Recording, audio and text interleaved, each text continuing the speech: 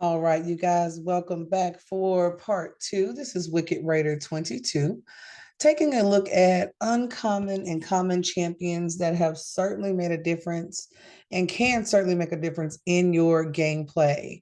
If you were not able to catch that first video, I will link that in the description for you. And there should also be a way or a little pop-up for you at the end of this video so that you can definitely take a look. Tell me if you agree or disagree. But in part one, we looked at Banner Lords, High Elves, Sacred Order, and Barbarians.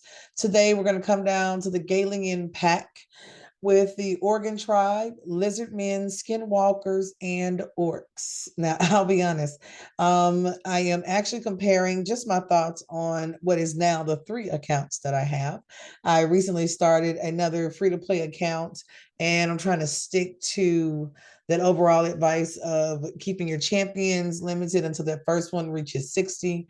I did select a different champion, a different starting champion for that particular account. And from time to time, I'll actually go back and forth between that account and this one, just to kind of have a fair view on a few champions that you may not run into if you're only running one account.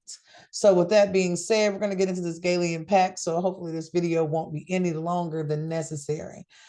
But I will say this, I have pulled some pretty interesting champions from the Oregon tribes.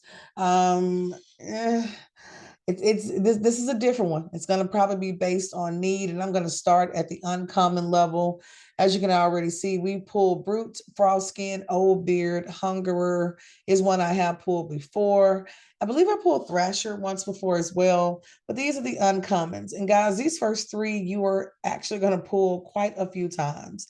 Now, when it comes to Brute, this guy for me, taking a look at attacks two times at random, not bad. Has a 50% chance of placing that 5% poison. And then he also attacks one enemy, has an extra 30% chance of inflicting a critical hit. He is attack based. This guy is normally used for food for me. He is one of those, if you need him, beginning stages to kind of run through the faction war section, which honestly, this is one of those factions that may prove a little bit more difficult in the start. I can definitely confirm that High Elves and Dark Elves are the two factions that are easiest for most new champions to go through. Simply because if that's more of your affinity when you select your first champion, like Kale, you will definitely prefer to run through. For those of you guys who, when you started, you got Deliana as your champion, login champion, because it's now different who you're able to pull. That's going to be another one. Whoever that first epic champion that you're given is also going to be a really good leader in who ends up on your team. This guy, though, is food, so nothing to write home about. When it comes out to Frostskin, I pulled him several times as well. He's another champion that does have Frost Fist, so he does that one enemy attack.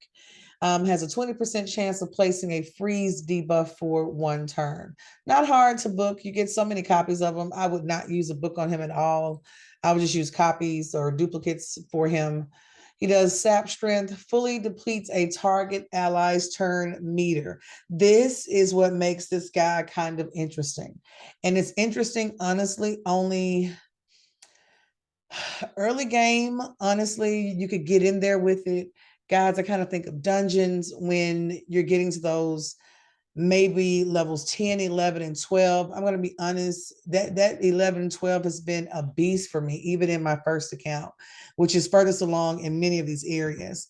But being able to go in and play and have those restrictions, not only just in faction wars, but also that turn meter. So this is the one thing that kind of makes this champion a little interesting. Sap strength is on a 3-turn cooldown is what you can bring it down to. But it's the fact that it fully depletes the ally's turn meter, heals that ally equal to 50% of the lost turn meter. This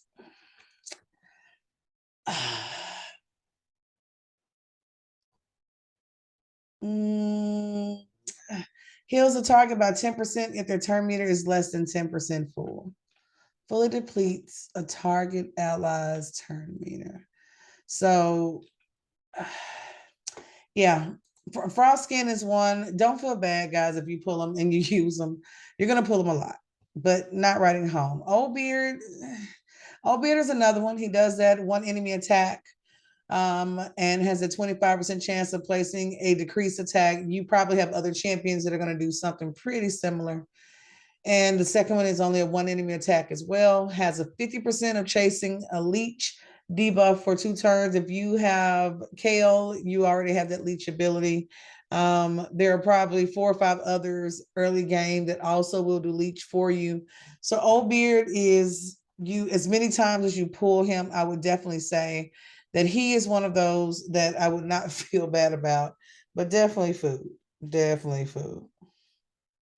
Now, um, let's see. I keep kind of staring at this champion because this is one of those that every now and then you're gonna have to probably make some choices to get some starting teams for faction, but it's not gonna come from this area most likely.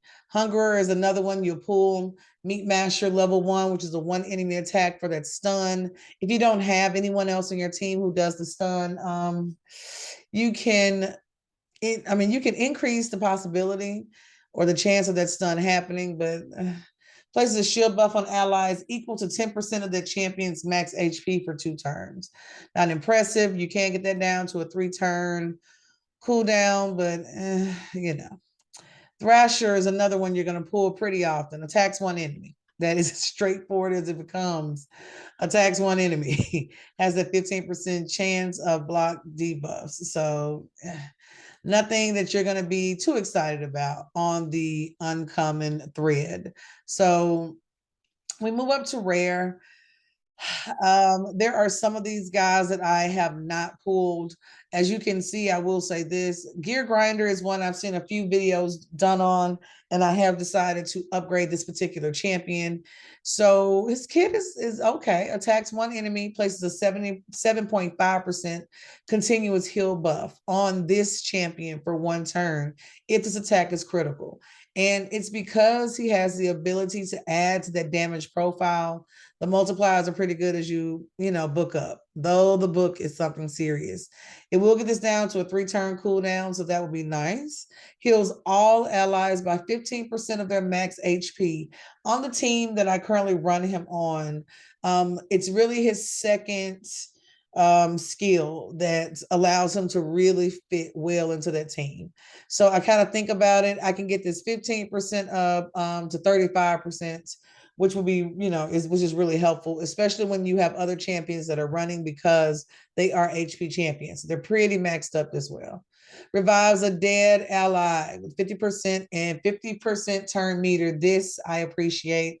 This I do not. That's 7 turns. We can bring it down a little bit lower, just with 2 books, which is kind of nice, but this one can be helpful because I like to have at least, 1 support champion per team, which is kind of like my backup right now. There are plenty of lower levels you guys will be able to run without having that security blanket, but for me, it makes me feel a little bit better. And he also has that aura, increases ally HP and faction crypts by 25%. I definitely will recommend at least getting him to a level 50. I'm probably going to take him to a level 60 and just kind of see how I like him. Even with reviews, faction wars is probably the biggest area that you would need him in. Be careful with this particular tribe because if you're still at the beginning game and pulling commons, uncommons, and a couple of rares, you're going to notice pretty quickly that you you really don't have a healer when you need one, and that's probably the best way to say it. But we're not going to focus on rares. We're going to stick into the common, uncommons, and there are no others to go here. We will come back and talk about these other guys as well, but we'll move on. So moving on to Lizardmen. Lizardmen is another area where we only have that one common troglodyte. Bless his little heart, guys. You're going to pull him all the time. He is food. He is 100% food. Attacks one enemy 2 times, has a 20% chance of placing a 25% decrease attack debuff for 1 turn. Damage inflicted is proportional to defense. There are enough champions that you have probably ran into by the time you pull them from a shard that can definitely do it better. Same thing will pull 3 out of 4, and I have had some experience with hard scale as well on another account. The guy looks kind of interesting with the scale pattern, but he does have attack one enemy 3 times. This can be kind of helpful, especially early game for you. Attacks one enemy, removes 2 random buffs from that target. So not interesting. I use Skinner as food, of course. Hard scale is another one you're going to pull pretty often. If they're not used in fusions, these are the guys that will definitely be food. Attacks one enemy, has a 25% chance of placing a 15% decreased speed debuff for 2 turns. And of course, he is attack based. Even that second attack, he's only attacking that one enemy. He does place a stun. So if you're looking for an easy champion to acquire that does stun, he's one. He has a decreased speed debuff. 20% chance of placing a stun debuff for 1 turn if the target has no decreased speed debuff. So if he hasn't hit it with that decreased speed debuff before, then he will go in and make that change. The cooldown is at that level 6. So Sky has been the food for me. Now, so Lizardmen, to be honest, I have seen people talk about Soros. Recently watched a video about this guy because I pulled him.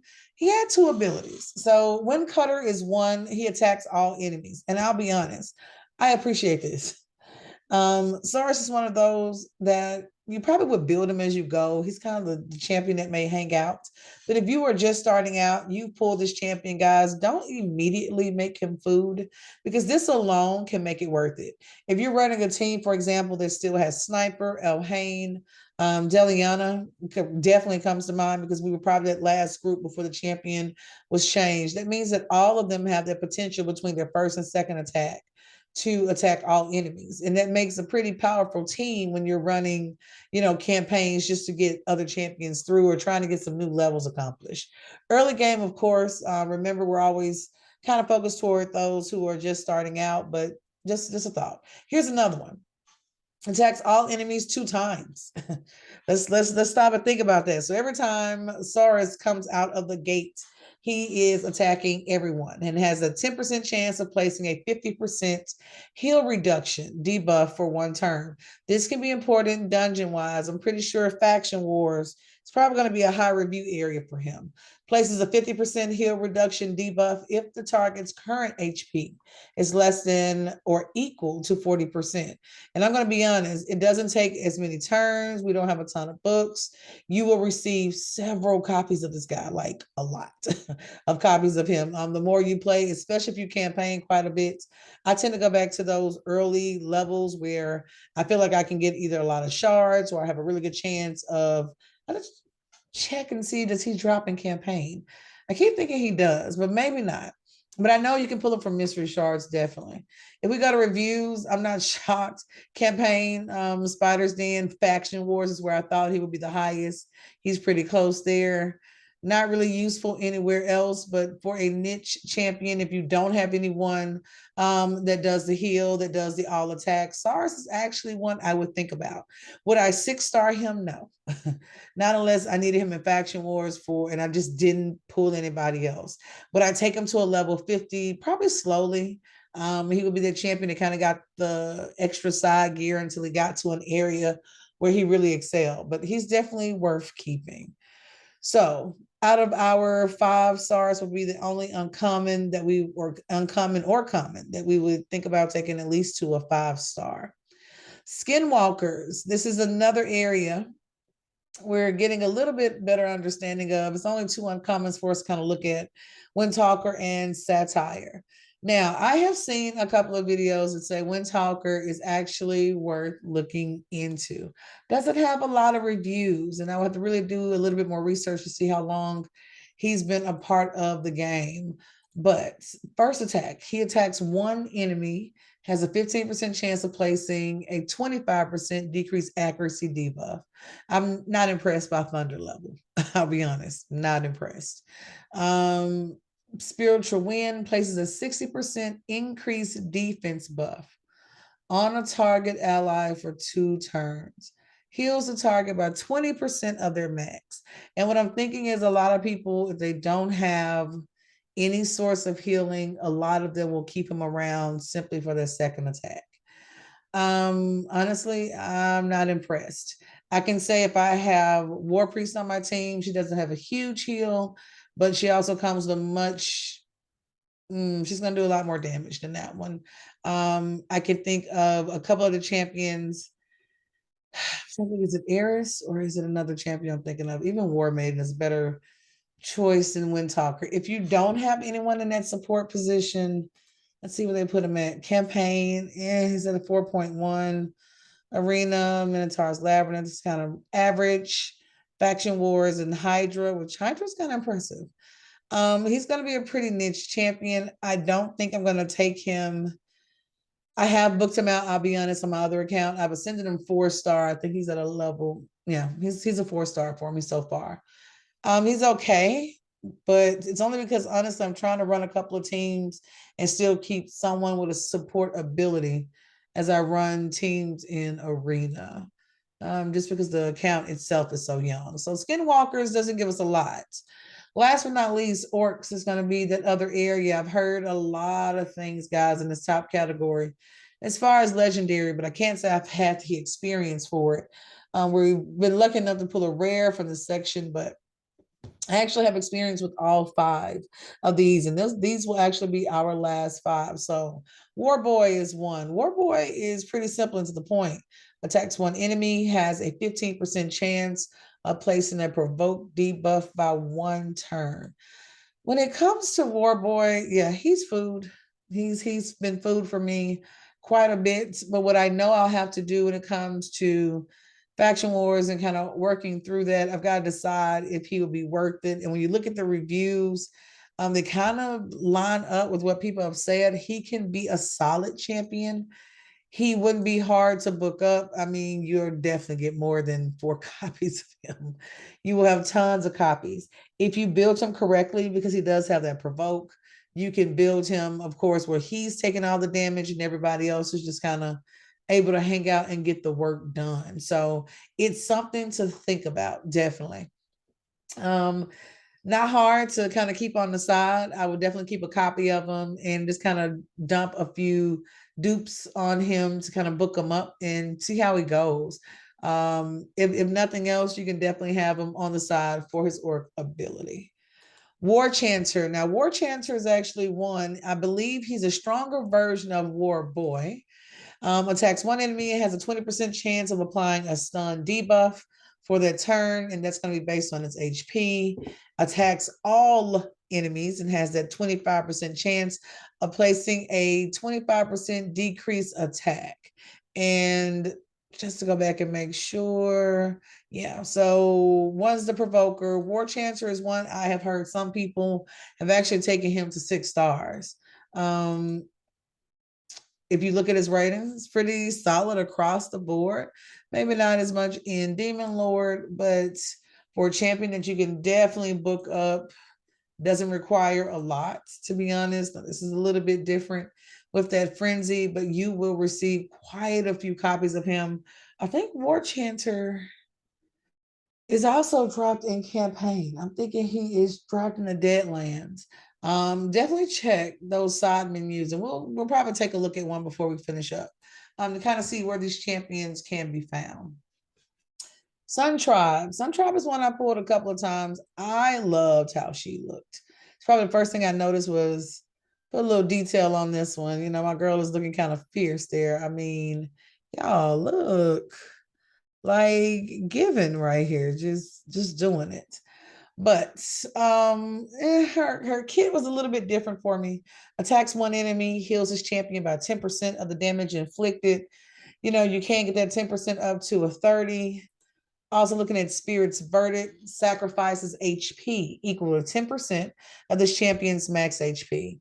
Then heals a target ally by 10% of their max HP. Also has a 40% chance of placing a 7.5 continuous heal buff on that ally for 1 turn. And you can actually get it to a 3-turn cooldown. So Sun Tribe is, yeah, Yeah, it kind of speaks for it. Maybe in campaign, so maybe in faction war. Honestly, by the time you go into an orc faction war, I am pretty sure you will probably have pulled shard wise even more powerful orcs. So for me, Sun Tribe is going to be food. Tracker is another one. Love the aesthetic of it. Definitely enjoyed that one. But Kit was not very impressed with, and the number of books was a little crucial. If I don't have anyone with poison, of course, I may think about it. But she only attacks one enemy 2 times on that first AoE. The second hit has a 10% chance of placing that 2.5% debuff. That's the second one, Haughty Dismissal, attacks one enemy, has a 20% chance of placing a 30% decreased defense debuff for 2 turns. But my gosh, look at the books. So Tracker has been food for me. Review wise, probably says the same. Ooh, people do not like Tracker. So Tracker, guys, unfortunately, will be food. Throat Cutter. Throat Cutter is another one. I'm right, Throat Cutter. We out here cutting it down just with no clothes on. Throat Cutter, I love how this goes right here. Attacks one enemy 2 times. Thanks. Gratuitous, I'm sorry. Gratuitous death. Attacks one enemy, grants an extra turn if the target is killed. So this is one of those, you are just pretty much boosting her up and letting her multipliers take over. I would assume, yeah. Arena campaign, depending on how you build her out. A couple of dungeons could definitely see her being used in. Demon Lord, Spirit Keep. So Hydra is a 4.7. Wow. Okay. Well. Um I looked at Throat Cutter, not impressed with this, the cleaver, but this gratuitous death is not bad. And I'm assuming that the ratings are pretty high because she grants an extra turn if the target is killed. And if you are multiplying her up correctly, that's adding 25% to her damage. Even her base level, if you get this crit damage up to 100%, of course, and then you go in just attack wise and boost this as much as you can, she could be kind of a heavy hitter. So I don't know. I may have to keep the next throat cutter that I get because I'm pretty sure I pulled her a couple of times. Never really paid attention to her kits, but that's definitely something for us to look at really for the second attack. So, guys, we pull her again. Hopefully, somebody reminds me, but we may hold on to throat cutter. She sounds kind of interesting. War Boy, we've already done. So I think we've done. Yep, that takes care of everyone in the orcs. Now, takes care of all our Galian pack. Not too many. I believe we only picked 2 that were worth us, kind of going in and taking a look at. But it's one of those things. And I'm sitting there trying to remember we were supposed to go back and do something, but no idea. But if you have stayed with me this long, guys, be sure to subscribe. I kind of enjoy doing these. It's nice to go through the index and just get a feel for where we are. We're going to do part 3 for Demon Spawn, Undead Hordes, Dark Elves, and Knights Revenant. So the Corrupted should be pretty interesting. I can guarantee you that video will definitely be a little bit longer because we have quite a bit of experience in these areas. And then we'll get the Narizen. Yeah, let's go with that one. Union. We'll get in their own little video as well. Probably a little more speculation than anything, though there's a little experience there as well. Hope you guys will join us for part 3. Don't forget to subscribe, and I will see you soon.